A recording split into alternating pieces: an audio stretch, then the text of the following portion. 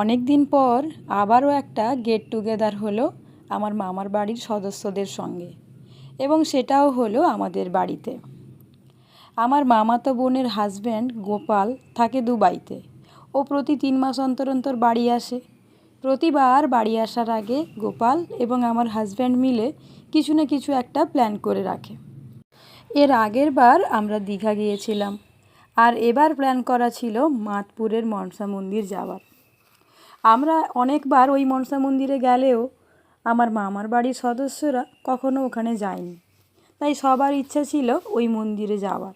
তবে এতজনকে আলাদা আলাদা করে নিয়ে যাওয়ার মতো সময় কিংবা সুযোগ আমাদের কাছে থাকে না। তাই গতকাল শুক্রবার সন্ধ্যায় সবাইকে একসঙ্গে নিমন্ত্রণ করেছিলাম, আর আজ শনিবার আমরা চলে এসেছি মনসা মায়ের মন্দিরে। আমাদের প্ল্যান ছিল একেবারে ভোর থেকে মন্দিরে আসার, কিন্তু গতকাল রাত থেকে আমার বোনের ছেলের খুব শরীর খারাপ। আজ সকালে ওকে ডাক্তার দেখিয়ে ও একটু সুস্থ হওয়ার পর আমরা এলাম। তাই মন্দিরে পৌঁছাতে পৌঁছাতে সকাল 11টা হয়ে গেছিলো। আজ যেহেতু শনিবার, তাই আজ মন্দিরে প্রচুর পুণ্যার্থীর ভিড় হয়েছিল।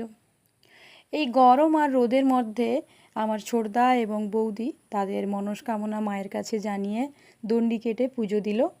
এদিকে ঈশা এতগুলো ছাগল পেয়ে আনন্দে একদম আত্মহারা।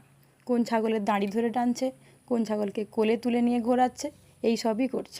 মন্দিরে অনেকটা সময় কাটানোর পর আমরা আবারও বাড়ি ফিরে যাচ্ছি। আর ফেরার পথে এই এত এত গাছ দেখে আমার তো চোখ বারবার আটকে যাচ্ছিল, তবুও নিজের লোভ সংবরণ করে বাড়ি ফিরে এলাম।